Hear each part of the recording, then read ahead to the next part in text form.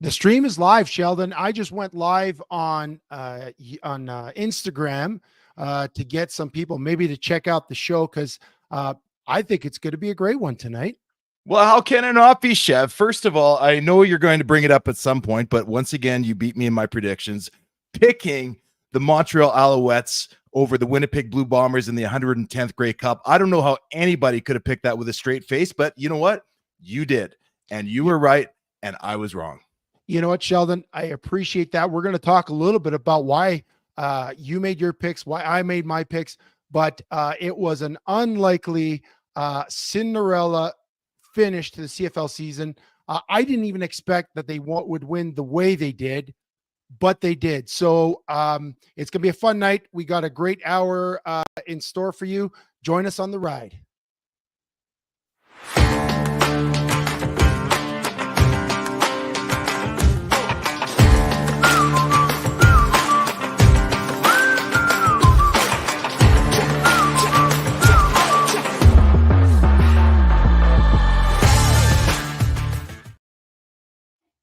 All right. Welcome to the ride with Chevy and Nasty. Thanks for joining us. Anyone that stayed up this late on a Tuesday night, remember we're live every second Tuesday, and this happens to be our live episode right here on the NGBN.TV network.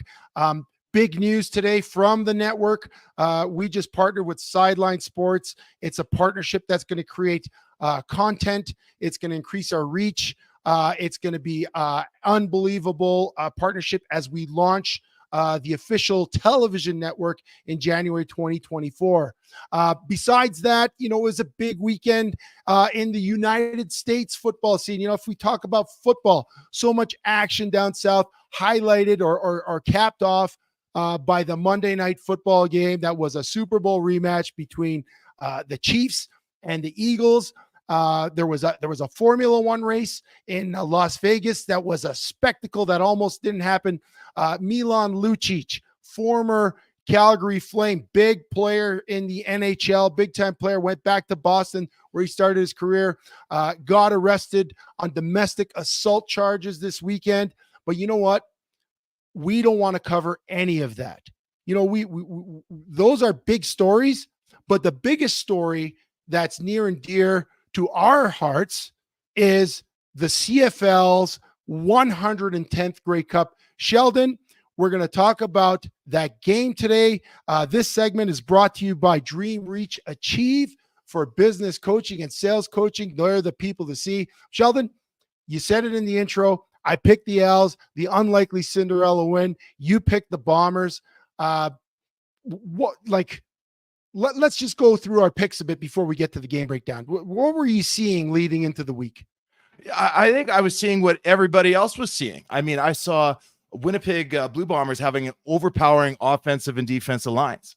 I saw 110 yards last week against BC's defense. I saw 9 sacks on Vernon Adams last week. Now, I watched what Montreal did, and I was in awe. What an amazing story. But you know what? When you see that matchup between dynasty and destiny, you know what? Most of the time, Chev, it's the dynasty that wins. But that's why we play the game. So I went in there thinking that the lines and the experience of the Winnipeg Blue Bombers would be just too much for the lowly Alouettes to handle. And boy, was I wrong. Well, you know what, Sheldon? You were wrong, but you weren't wrong. Because again, the numbers, the Vegas line, everything pointed to the Bombers doing what they did. For me, I mentioned it in our Grey Cup special. I got fooled on national television when I stamped that the St. Louis Rams way back in 2001 would kill the Patriots, and I learned my lesson. When you see a team that starts to pick up steam and momentum late in November in the CFL, you can bet on those guys. Now, I'm going to tell you, I didn't think the Alouettes would win the way they did. They put together 7 wins in a row going into the Grey Cup. They won on the strength of that defense, especially the last 2 games. The one playing the Hamilton Tiger Cats, and then when they beat the 16-2 Toronto Argonauts, they did it on the strength of their defense. They did it on the strength of turnovers. They scored without their offense. And I thought for them to win, they would have to do that again. But they did it a little differently. And they surprised me. So, Sheldon, it's Tuesday night. It's the Ride with Chevy and Nasty here on the NGBN.TV network. We're going to get to the breakdown of the game. But before we go too far down the rabbit hole, you know what time it is, Sheldon? Oh, no. It's your favorite thing. My favorite thing, Chevy. My favorite thing. You know what? The poem's actually growing on me. Are you ready to jump to the poem right now? By the way, we had Brew L just come in saying, come on, Sheldon, I picked the L's too. You did not pick the L's, Brew. Nobody picked the L's. Nobody picked it publicly. But I'm seeing a lot of people popping out after the game that said they were with the L's and they knew it the whole time. But I don't know. Must be a Montreal guy. So but with that, Chev, yeah, why don't we jump to that poem? We'll wait for a splitter to show up. Well, there it is. So majestic. I think you're starting. Here we go. It's that time once again, your favorite time of the week, the Ride with Chevy and Nasty, and it's our wisdom you seek. The 110th Grey Cup game was played on Tim Hortons Field after a week's worth of events that represented the CFL Shield. The Bombers' goal was to have Montreal's momentum killed. To cement their legacy would mean their dreams fulfilled. You aced that one, Sheldon. Thank you. That was a hard one for me. But the Ragtag Als, labeled the Island of Misfit Toys, went to Hamilton to prove they're a bunch of men and not some underrated boys. The Bombers were favored, but the Alouettes didn't back down. It was an all-out slugfest with the Als taking the crown. That one wasn't so good. No, not so good. When the CFL season ends, your poets are filled with withdrawal. I guess we will spend the next 6 months just hanging out with y'all.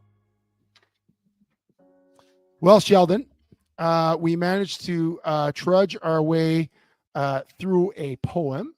It wasn't our best work, but I don't think it ever is our best. I don't think it ever is. I don't think it ever was. I think that's just right on par for what you guys can come to expect with the 300-pound poets. But you know what, Chevy, it was a beautiful. The writing was there. You know what, Sheldon? I put a lot of last-minute effort into it. In fact, tonight I was at my son's banquet. The St. Francis Junior Browns won the city championships. And I was sitting at a table with people I didn't know, and of course, I was talking about our podcast, and one guy just pops out. He's like, "Are you and Nasty doing the poetry again?" I was like, "Hell's yeah! Come and have a listen. You'll see." So hopefully, we got some new listeners, and we didn't disappoint. But let's get to the business at hand, Sheldon. We talked about the game and our picks going into the week, but the game was played on Sunday. Two teams, doesn't matter what their records were, didn't matter what you were saying about them, didn't matter what I was saying about them, came to play. And it was a classic. Would you agree? Yeah, absolutely. It was, like I said, I don't want to throw around the word instant classic, but it was a true David versus Goliath story. And right from opening kickoff, and it even started before that. It was one of the most amazing pregame setups that I've seen in many years. But right from the opening kickoff, the game was looking pretty much like I was expecting to see. I mean, Winnipeg came out with the ball first, handoff to Oliveira, absolutely punishing runner. First carry, I think he got 5 or 6 yards. Quick completion to Phil Pott for the first down. But as I'm watching Montreal drive the ball, I'm like, geez, you know what? They're getting the yards, but the Als defense was on it. There wasn't a single yak yard after the carry. And I was like, geez, this could be something. Winnipeg's on fire, but that Montreal defense came to play.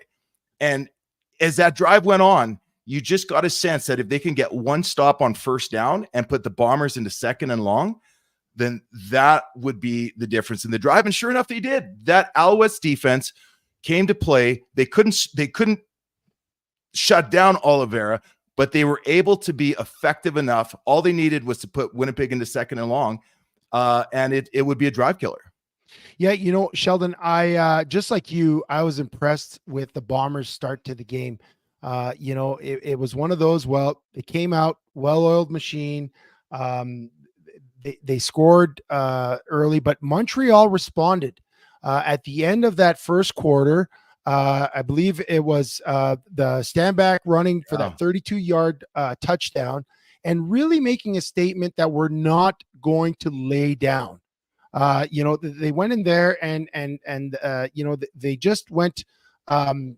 They just played hard-nosed football, and I don't think people were paying attention up until that moment that, hey, this is going to be a real contest. Now, Winnipeg got out early, right? I mean, it was 17 Yeah, 7 it was at the 10 half. nothing at that time, right? Yeah. And when Standback had that big run, and the big thing there, Chev, actually, like Standback didn't have a lot of big runs this whole year. Like, I don't think anybody looked at Montreal as having a real dominant run game. Yeah, And no, so that was absolutely. a big play. But yeah, if you're with as nobody scored after, or Winnipeg scored after that, are you getting to that 17-10 or 17-7 drive right at the end of the half? Yeah. So Winnipeg gets that drive. They sneak it in. They get a touchdown, 17-7. But Montreal drove again, and they couldn't score. Right. So they take it to halftime, 17-7. Tight game. Maybe it looked like it was favoring Winnipeg. Maybe it looked like there was a little bit of momentum on Winnipeg's side. But coming out, hey, wait, before we talk about the rest of the game, what about Green Day halftime show? That was pretty amazing. What'd you think? You know what? That's funny. We're talking about it at my mom's house. We had the family together watching the game.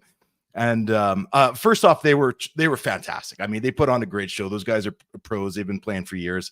It's a little bit funny to see guys my age blasting out the old punk songs and the songs of Rebels and Teenage Angst again. But you know what? It was a fantastic show, great stage, and they brought it. Yeah, no, they brought it. They sure rocked the house. I loved watching. They sounded amazing live. The setup in Hamilton for the show was amazing. The lights, the sound, everything sounded really good. But when we get back to the action coming out from the Green Day performance, the Alouettes responded early. They come out, they score that touchdown at 13 minutes. So it took about a minute and a half to score. And you're like, oh, wait a second. This is a game.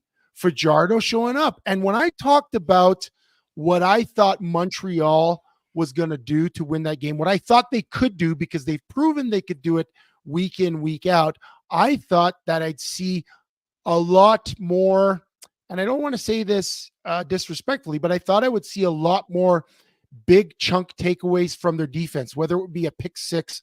I thought we needed that, or Montreal needed that in the first half to give them that confidence they need to really push the Bombers in the second half. But they didn't really have that in the first half. In fact, the Bombers did to Montreal in that first half what Montreal has done to teams in the last few weeks, which was stop them on the goal line. But you go out, the second half starts, Cody Fajardo completes that pass, and now it's 17-14. You know what got me about that one too, Chev? And we kind of glossed over that third down stop at the end of the half.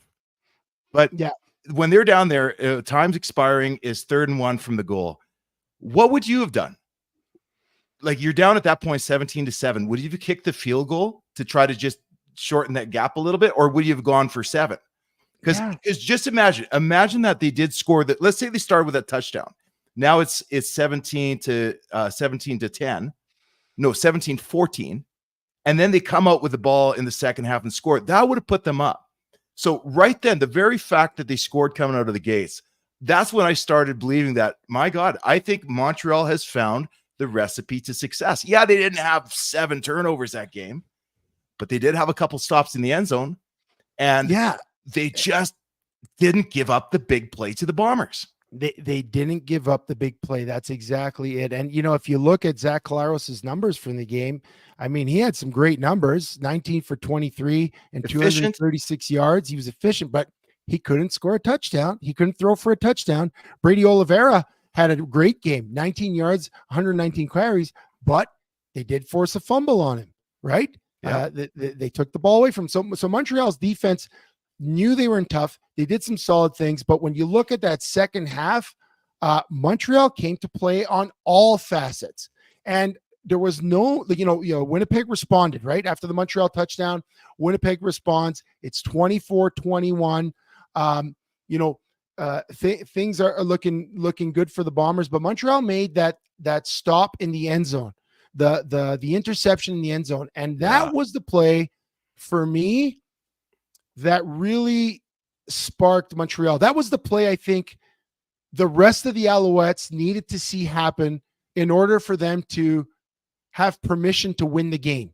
Like, they were waiting for that big play. They were waiting for the Montreal Alouettes to show up. And when that defense made that huge stop in the end zone, that was the catalyst for the end of that game and going into that final drive where I believe it was 3rd and 18. Yeah. The Alouettes are down 3rd and 18. Second and 18. It was 2nd and 18. It was second and 18. Yeah, sorry, Fajardo. 2nd and 18. Yeah. Second and 18. Fajardo scrambles for 13 yards, and he took a hellish hit on that play. Like that, they went for his knees. He flipped upside down, got right back up, goes under center, 3rd and 5, and just takes a 30-yard deep shot. And it was a thing of beauty. And wasn't that Speaker or Spiker? How do you say his name? Who is this guy? I don't know, but he got one. This is one of those guys. I didn't follow him the whole year. He never showed up in any of my, highlight reels. I even at the game time, I'm trying to figure out how to pronounce his name. Well, and he came out massive, he ended up with 6 catches in that game, including that 3rd and 5 conversion that he took for what? Down to the 20-yard line? Yeah. And that's the thing. So when you were thinking of the Montreal receiving core, the names that come to mind is Austin Mack, Sneed, Philpott. Speaker might have been last. And yet all these guys contributed. They all made the ball was spread around. Cody Fajardo did a great job of spreading the ball around. But on that 3rd and 5, he threw up, I mean, it looked like a punt. And Speaker comes down with it. And then, the rest is history. Yeah, they could have kicked the field goal. But you know what? They went for the win. And if we could pull up that clip, the Philpott clip, Jenna. So the Alouettes did win, but let's pull up the Philpott clip now just to show that last play courtesy of TSN. Let's see how the game ended with 11 seconds left. What Cody Fajardo did after a fantastic drive and what he was able to accomplish. Really the Cinderella story to that drive. Can we get that up? The Winnipeg 20, down by 3. Time running out. End zone! Touchdown! Tyson Philpott has the catch that has put Montreal ahead in the Grey Cup with 11 seconds to go. What drama in Hamilton. That gives me goosebumps. And that's a Calgary kid too, right? Yeah, I got goosebumps too. So Philpott family, rich football history. Of course, dad played in the CFL. You probably played against him. I think he was done by the time I got in the league. But 2 twin brothers, one playing for they both played for the University of Calgary. One playing for the Stampeders, one with the Alouettes. One gets a Grey Cup championship ring this weekend. But what a finish for a Canadian kid. Just before we go, let's see what we got some comments here. So Bruno, he wants me to back him up on his pick. Yeah, you know what, Bruno? Lemon and Sankey did it again. I do remember you saying that to me. We got our buddy Chris Rubio asking if poutine is served at the Grey Cup. Come on, Rubio. Of course it's served at the Grey Cup. It's Canada. You know what, Sheldon? I don't know if it's served at the Grey Cup, but I know a bunch of French Canadian players will be eating poutine out of the cup. Now you guys say it looks like owls. The Alouettes are not owls. It's a mythical bird. You're going to have to learn the classic French song Alouette, Gentil Alouette. Gentil Alouette. Alouette, je te plumerai. So on the strength of that, the Alouettes win the Grey Cup, but it wasn't the win we thought it was going to be. We thought they were going to win on the strength of the defense, and their quarterback, Cody Fajardo, their head coach, Jason Moss, both castaways from Saskatchewan, come to a Montreal team. And to get to that moment, Sheldon, they had to build a culture that was unmatched. And when we get back, Sheldon, we're going to talk a little bit about that culture. For those of you watching tonight, just know you could follow us on all our social media handles. We're at Chevy and Nasty. We're on Twitter. We're on Facebook. We're on YouTube. We're on X, I guess. And Soon to be TikTok? What do you think? Soon to be TikTok? No, we're not TikToking yet. We're on the NGBN.TV network, and that is crucial because this network is built for men, by men, and we're out there to give you something to look forward to. We're going to be talking mental health. We're going to be talking all kinds of things on this network, but tonight, really, we're going to keep focusing on the Grey Cup. So when we get back, Sheldon, let's talk about the culture that Jason Moss and the rest of the leadership built in Montreal. You got it.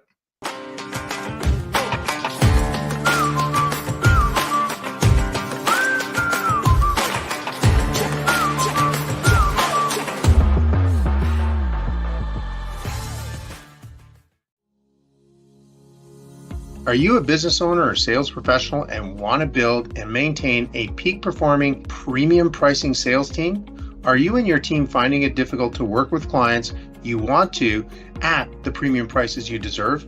The Professional Sales and Execution Certificate Program will dismiss the sales myths that have limited you and your team and stalled your complete company's growth. Learn all about our PSE secret weapons, including the 98.2 premium presentation that helps build a high-ticket repeat sales network. These absolutely dead simple secret weapons allow you and your team to be yourself and utilize extremely powerful ways to decide which clients you want to work with. If you're ready for a high energy and high power training session that will completely transform you and your team into the envy of your industry, simply click here and register and book now. Get started on your premium pricing high ticket sales execution journey now. This is NGBN TV, a network for men and home to top experts, speakers, authors, and more. Streaming TV for men, created by men. But why? Why are we a network that inspires, Educates, entertains, celebrates, and supports men in their 40s, 50s, and 60s, simply to save men's lives. There is an epidemic in our community, and it's taking men from us? I'm talking about mental health and suicide. But we have an answer, and it's streaming, live shows, sports, concerts, and more. in a real way for men to lock shields. We can't wait to launch this TV network for you and with you. For you and with you. For you and with you. For you and with you. Join our movement at ngbn.tv, coming January 2024.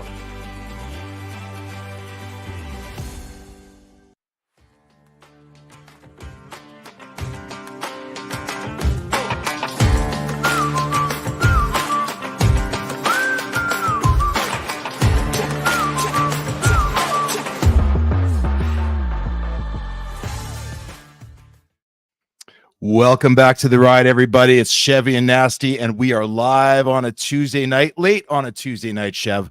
And you know, I'm kind of getting a kick out of this a little bit here. I'm watching the YouTube battle going on between Rubio and Anthony Cobb's AC about the owl. And one of the stats, and I didn't know this, but I'm pretty sure it's a fact, that a TikTok expert said owls have killed more humans in the last year than hippos. Now, you can't just put that out there without having some basis to that fact, but that's pretty remarkable if you think about it. The Canadian owl for the Alouettes, their mascot, right? Because it is an owl. No, it's not an owl, Sheldon. It's not an owl. It's a bird. It's like a oiseau. Is that oiseau means bird. Oiseau means bird. And you know, it's fitting that we're talking a little bit of French because we're going to talk a little bit about the culture in the locker room. Now, the little bit of background, 3 years ago, Montreal Alouettes were in financial peril. Their previous owner, Robert Wetenall, great owner in the CFL, great benefactor. I mean, he poured a lot of money into that franchise and lost money hand over fist year after year. He passed away, okay, but he loved the Alouettes. There was a bit of estate issues, and really the ownership was being transferred. The children, the estate didn't want the franchise anywhere, was sold. It was sold to a couple of Hamilton Steel guys that didn't really know the Montreal market, but they kept it afloat for a couple of years. But that franchise was in danger of being no more. It was in danger of folding like it did in the 80s. The owner that took over, he passed away. And then there was a battle for the estate. And it was really looking like a dire situation in Montreal. They had gone through ownership groups. They had gone through general managers. There was really no stability. And Coach Danny Machocha, or general manager Danny Machocha, who had taken over as head coach last year, was really left wondering what was going to happen this year. In comes Pierre-Carl Palado, billionaire telecommunications tycoon in the province of Quebec, buys the Alouettes. All of a sudden solidifies the ownership. But before that happened, the Alouettes starting quarterback, Trevor Harris, walked, didn't even listen to an offer, went to Saskatchewan and took his money and ran.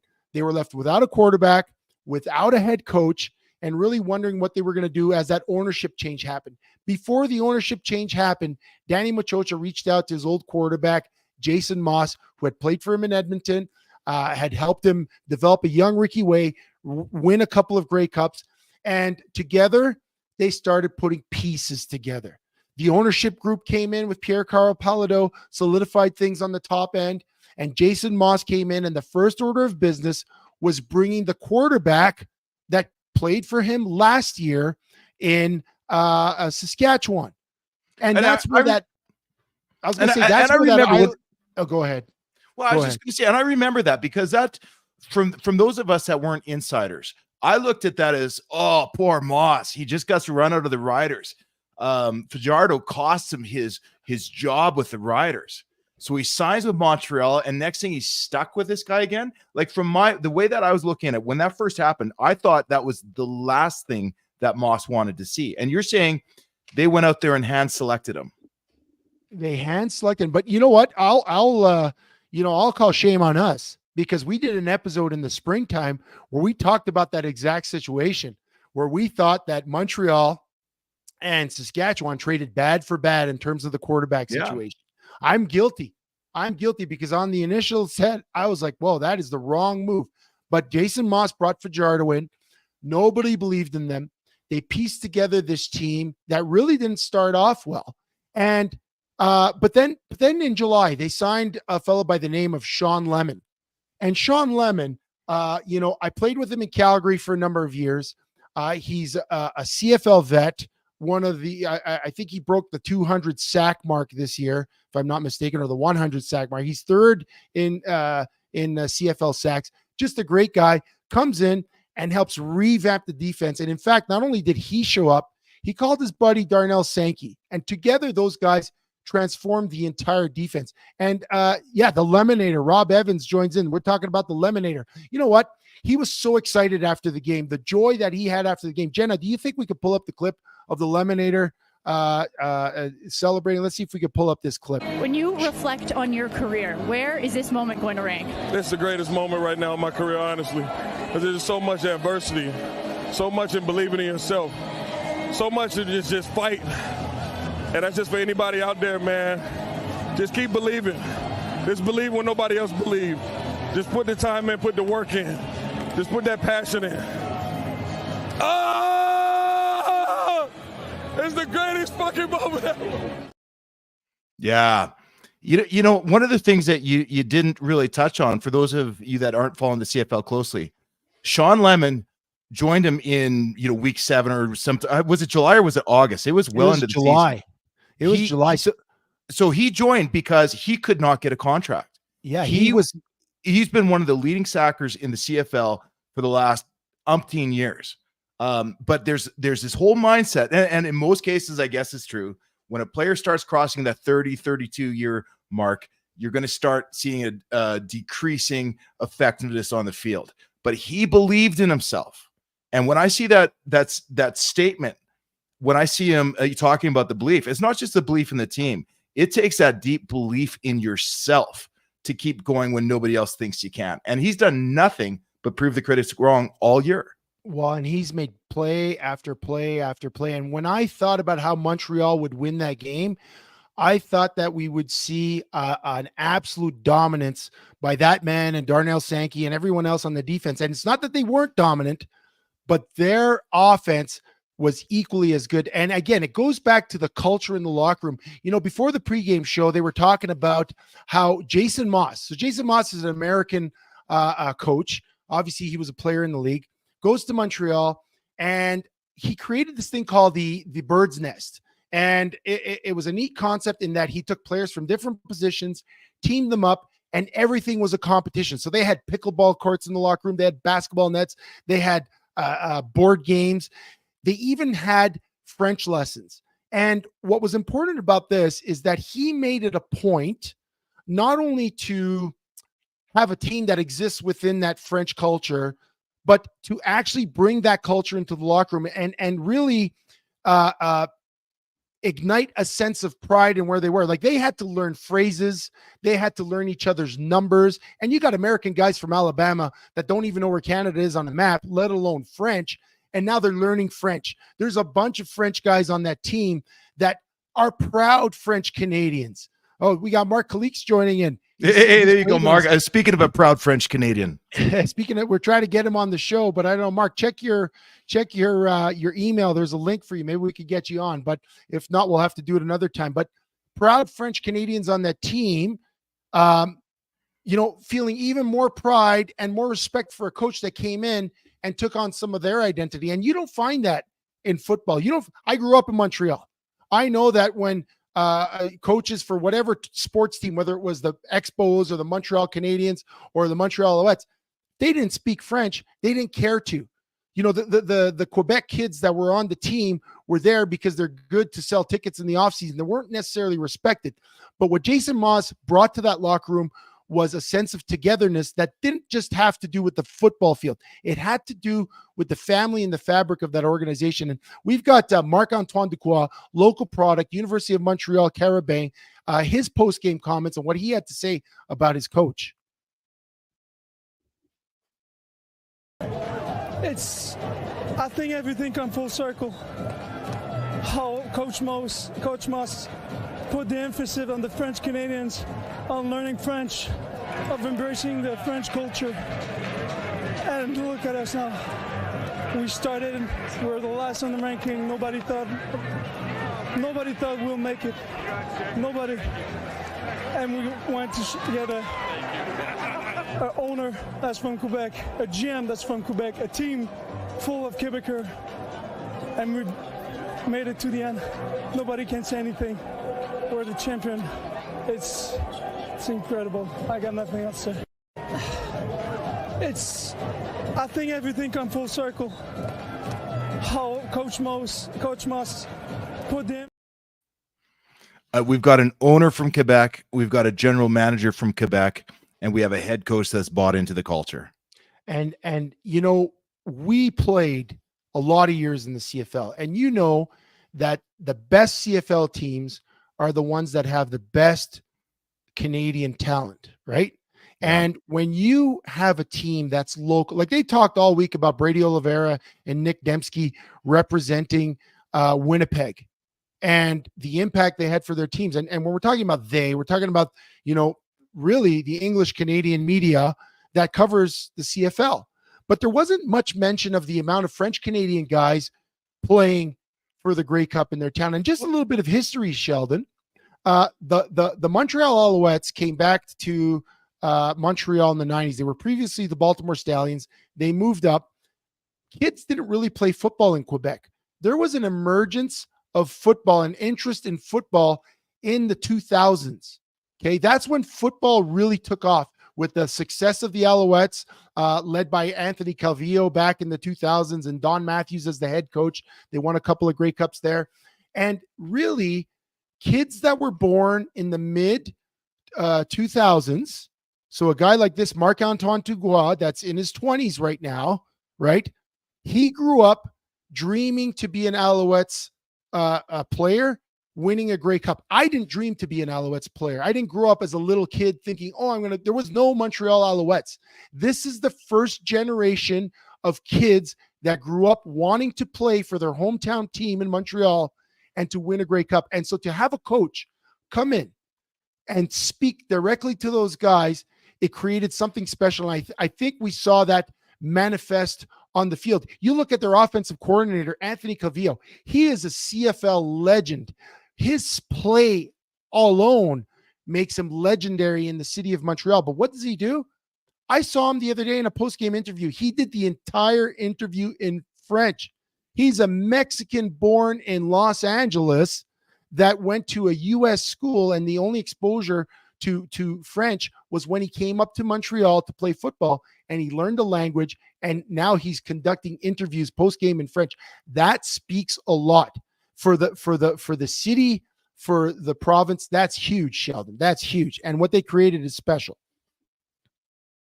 Yeah, one of the things too, like I did have that opportunity. Like when you look at the green helmet over there, I know what it's like to grow up as a local kid watching that team. Like for me, I can still name me more players off the 1989 Riders roster when they won 43-40 over the Hamilton Tiger Cats. And you're right, Montreal lost a generation of football, but to see them come back like that and in that fashion is amazing. Now, another thing we've talked about over the years too is how as a Canadian, and not just as a Canadian, but as a local guy, you feel that more ownership to the team, right? Some teams honor the local guys, some teams kind of bury the local guys, but it's your local guys that aren't just fighting for personal gain. They're not fighting for personal trophies or achievements.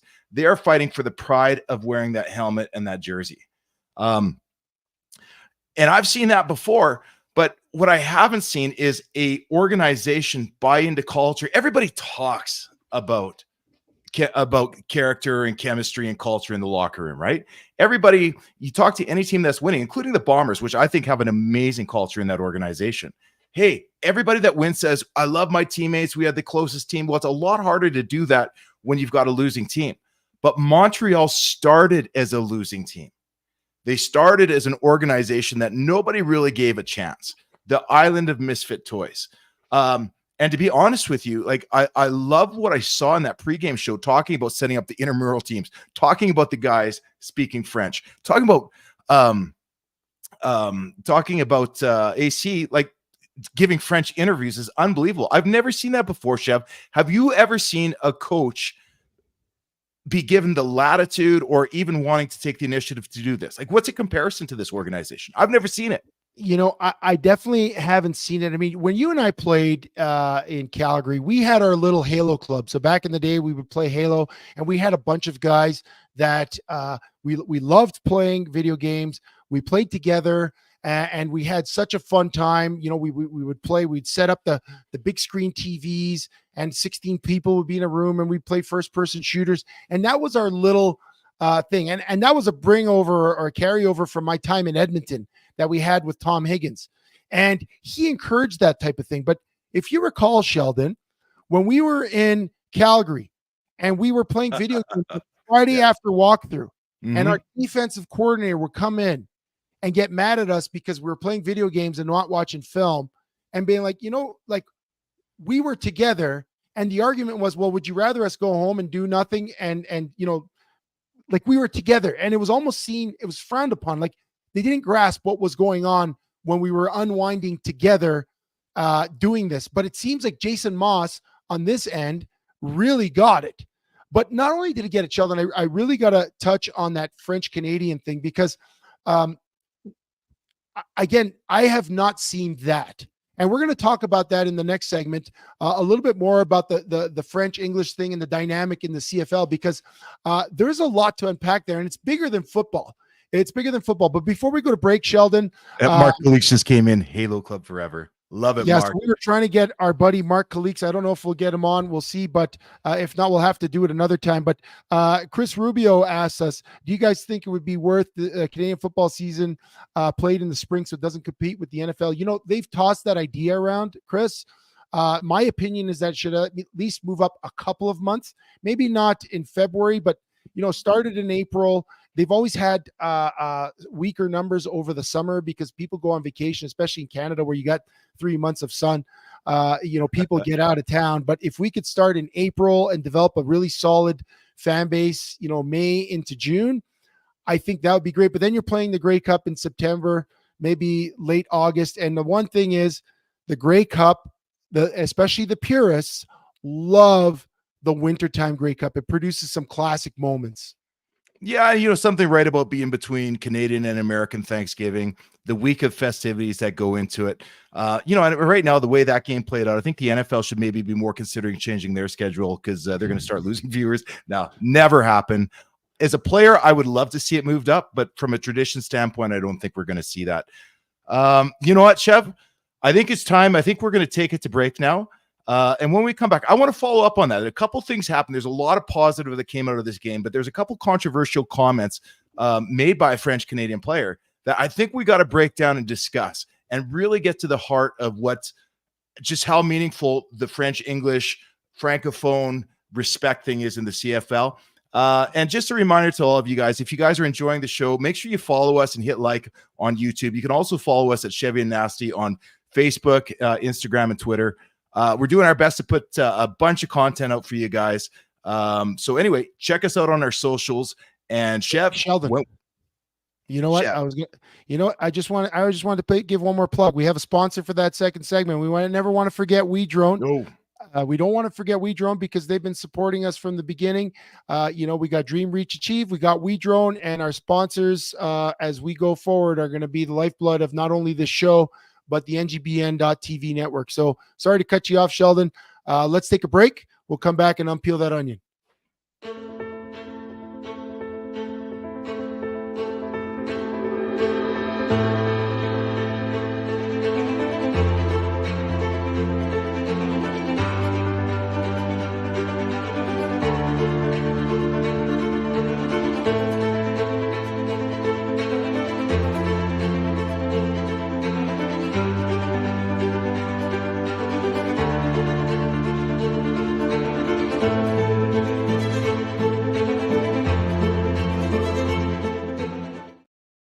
Attention, gentlemen of distinction. Introducing NGBN.TV, the television network designed exclusively for men in their 40s, 50s, and 60s. Your go-to destination for entertainment that speaks to you, inspires you, and celebrates the incredible journey of manhood. And here's the exciting news. NGBN.TV is coming to Roku, Apple TV, Amazon, and your favorite mobile devices. Whether you're a sports enthusiast, seeking self-improvement, or just looking for a good laugh, NGBN.TV has got you covered. Entertainment, inspiration, brotherhood. Coming soon to Roku, Apple TV, Amazon, and mobile devices. NGBN.TV, where men thrive.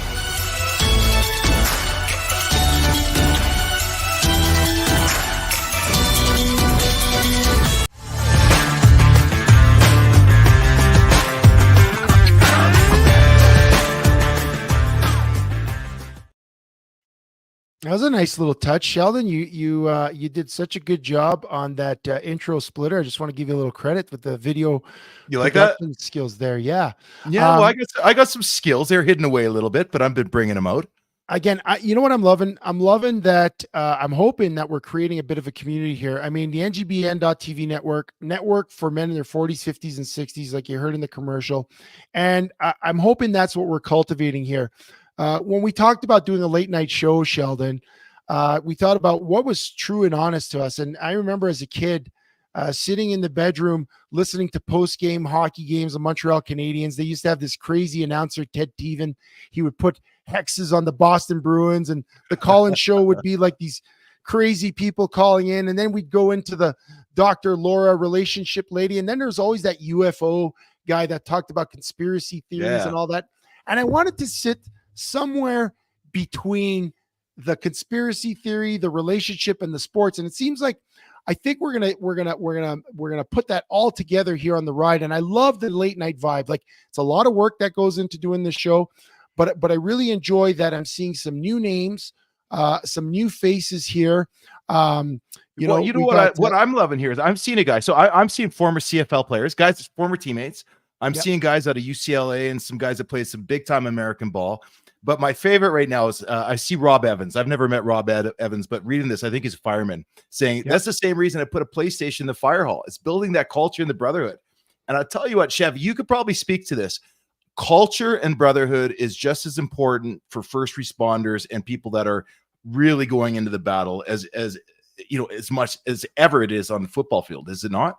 Yeah, no, absolutely. And the things we talked about, those intangibles that the Alouettes had to create the Cinderella finish they had this season, a lot of that is what it really got me to look at the fire service as a career. And yeah, Rob he's a fire chief out in Deerfoot Meadows, does some amazing work out there.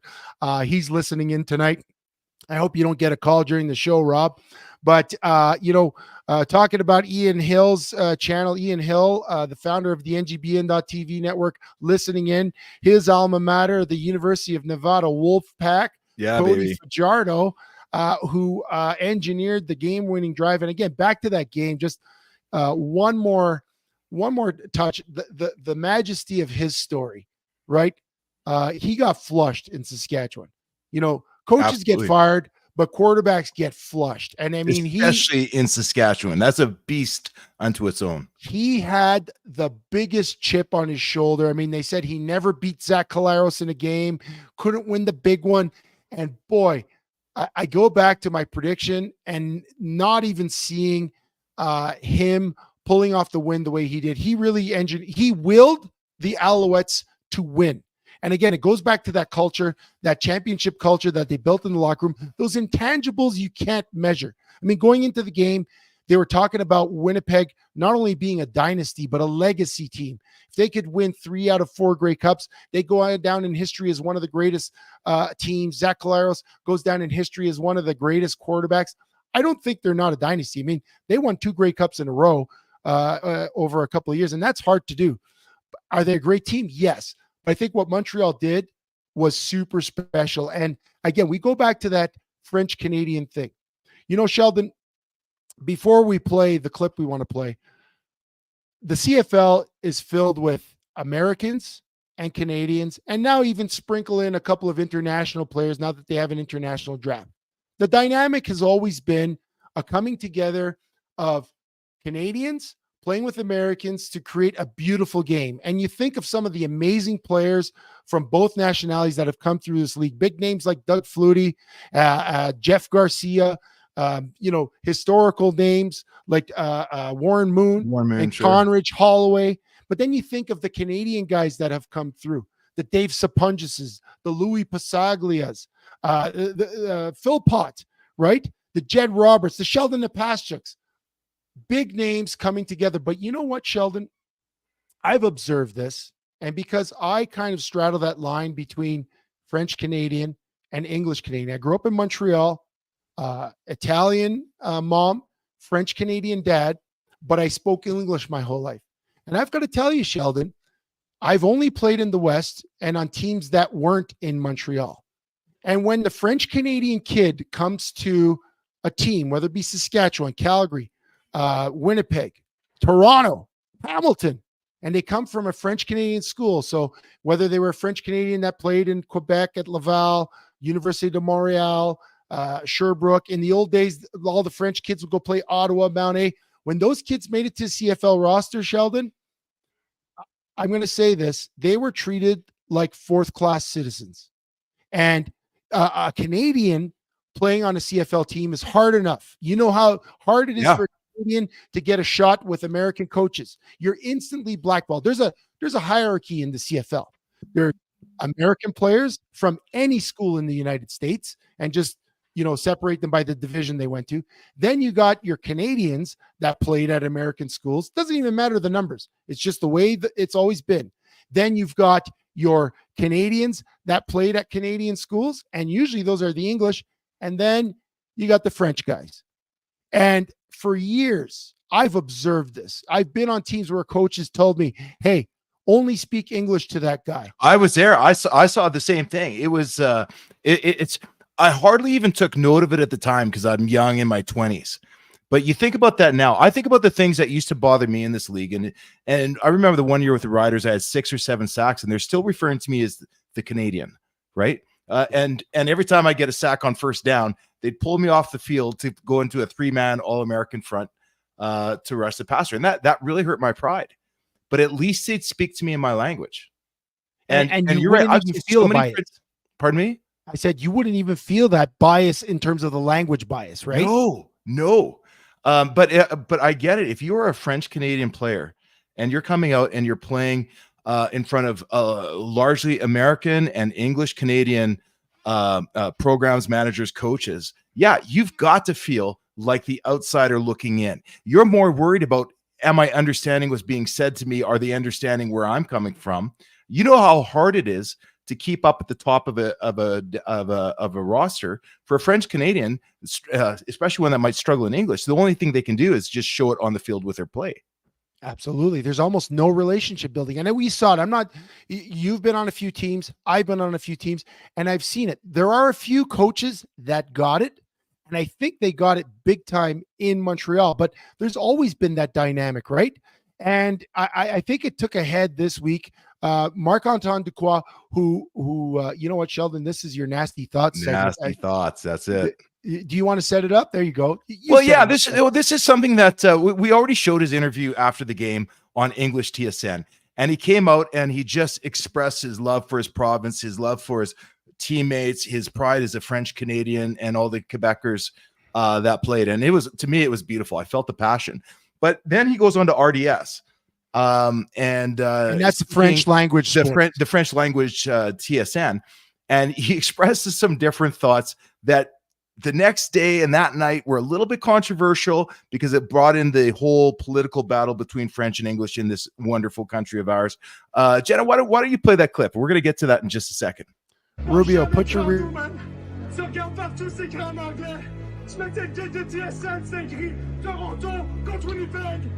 Tu fais ici, tu as fait un jeu en anglais, ils n'ont jamais cru en nous. Mais tu sais quoi, man? Gardez-le, votre anglais. Parce qu'on va prendre ces coupes-là, qu'on va ramener en Montréal, on va ramener au Québec, qu'on va ramener chez nous. Parce qu'on est fucking champions. Let's go!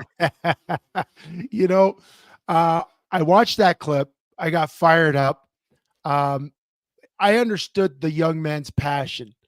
But Sheldon, that ignited a little bit of a Twitter storm. When that clip was being played on Twitter, a lot of English Canada had a real problem with that. Yeah, so, they did. You know, my perspective as a Canadian player, went to Canadian school, seeing some of the injustice towards Canadian players, but also seeing further injustice to some French Canadian guys, I'm kind of okay with it. But there are elements of it that I'm not okay with. But what's your take on it? You're a Western Canadian. Off the air, we had that conversation, right? It brings in a whole other dynamic, and you understand that French-English dynamic way more than I would the French, the small-town Saskatchewan farm boy. My take on this, I loved it. I just saw William Wallace standing up there saying they can take our lives, but they'll never take our freedom. Chevy, we already talked about how hard it is as a Canadian to get respect or into the CFL. And I shouldn't say respect. It's not like they're holding us back, but it is really hard in any professional league to make it and to stick on a roster, even harder to have the respect and put in a starting position. This guy, when I saw that raw emotion come off of him in his native language, all I saw was pure pride. And let's face it, for a team that started the way Montreal did to get to where they did, winning the Grey Cup, it was them against the world. And if he had to dig deep into all those battles, every battle that he ever had to fight in his life, whether it was the teacher that thought he was dumb in grade 3, whether it was the bully that stole his bike and money from him in junior high school, this guy was channeling the deepest pains of his life and bringing it out on the field. And if I see a guy express himself, politically it was very incorrect. It was the wrong thing to say, but it was so raw and real. I give him a complete pass on this one. I love it. No, I agree. That was a great take, Sheldon. The neat thing, or the thing was, where the context that he's coming from is when the Alouettes showed up to Hamilton early in the week, the CFL it was an oversight. They completely neglected any French Canadian signage. Now, in Quebec, this is where I have a problem with what he said, because I know politically, and this is a discussion for another day, Quebec has done a lot of things to eliminate English signage and visibility from the public. Okay, there's actual laws where you can't have signs, English signs outdoors, and they have to be certain sizes indoors. But in the rest of Canada, there are no laws. The rest of Canada, for all intents and purposes, is a bilingual country. And when you go to the Grey Cup and there's not one sign in French, it really doesn't look good on the league. So I think that was something that stuck in their mind. And Chevy, if I may, you called that an oversight, right? You called it an oversight. Yeah. But here's another oversight. You show up for the Grey Cup and you're left out of the program. You're not put onto the depth chart. It's all these little things that you accept. I get it. We're not that important, but the message is just that you're not that important. And English Canada doesn't appreciate it, or it's fine. It's just, 10% of our population. Right. Yeah. And you know what, to be fair, Marc-Antoine, we're not going to play the clip, but the next day there's a media scrum. They asked him about it. He was a little sheepish, but he said, you know what? That was the emotion of the game. That was me. Just sometimes I'm a young guy. I'm excited. Yeah. Some of those things were in my head, and that's how it expressed me. He's like, his teammates that are English know exactly who he is. 100%. They know what he represents. The thing about keep your English, we'll take the championship. He was talking about the signs. He said, you know what? I'm just happy to be a championship. He has nothing against English Canada. It was a moment of just pure, like you said, pure everything coming out. And yeah, I don't have a problem with it either. I thought it was great, Sheldon. What? And I'll tell you what, Chev, coming from a Western Canadian farm kid, if Marc-Antoine Dequoy, if you ever see this clip, I'm telling you what, good on you, buddy. I got your back. I love the passion and enthusiasm. And he spoke what was on his mind in the moment, and you never have to apologize for that. Unless it's something really stupid, which maybe we've all done before once or twice. We definitely have. We're The Ride with Chevy and Nasty. We're on the NGBN.TV network. You could follow us on all our socials at Chevy and Nasty. We're on Facebook, Twitter, Instagram, you name it. We're there. We're live on YouTube right now. This episode will be up for download tomorrow. And as you heard in January, the NGBN.TV network is going to be on internet TV. Sheldon, we got a couple minutes. I think we've got about 1 minute. I think we got about 30 seconds, buddy. Seconds. Well, the CFL season's over. We're sad, but there's still some Canadian football on TV for anyone tuning in this weekend. It's on CBC. It's the Grey Cup. It's the UBC Thunderbirds versus the Montreal Carabins, which happens to be the alma mater of Marc-Antoine Dequoy. Good players coming out of that school. I think it's going to be a great game. It's going to be your last opportunity to see high-caliber Canadian football before the fall of 2024. So we get treated to one more big classic game. Those Vanier Cups have been big. Sheldon, the last word is yours before we're out. I got nothing else other than, you know what, Chev? We're at the end of the CFL journey, our first year back together being on the air. I've got so many things that I would like to be talking about on the show. But guys, you know what? The comments tonight have been great. Jump in on the conversation, jump in on the socials. Let us know what you want us to talk about. Do we have enough guys here that want to talk NHL? Do we want to talk NFL? There's so many things, so many directions we can take this, Chev. I'm excited about the freedom that we have now since the CFL is over. Guys, just thanks for joining us. Chev, take it from there. Yeah, no, let's go. We'll be back in 2 weeks, Sheldon. It was awesome to do this show. Thanks to our wonderful producer, Jenna. First time running the sticks for us. Rubio wants us to talk about food. We're going to talk about food and how it impacts your health. We're going to talk about everything. Rogies. Thanks to everyone listening tonight. Fantastic comments. I wish we could go longer, Sheldon, but you know what? In 2 weeks we will, and we'll be back here on The Ride.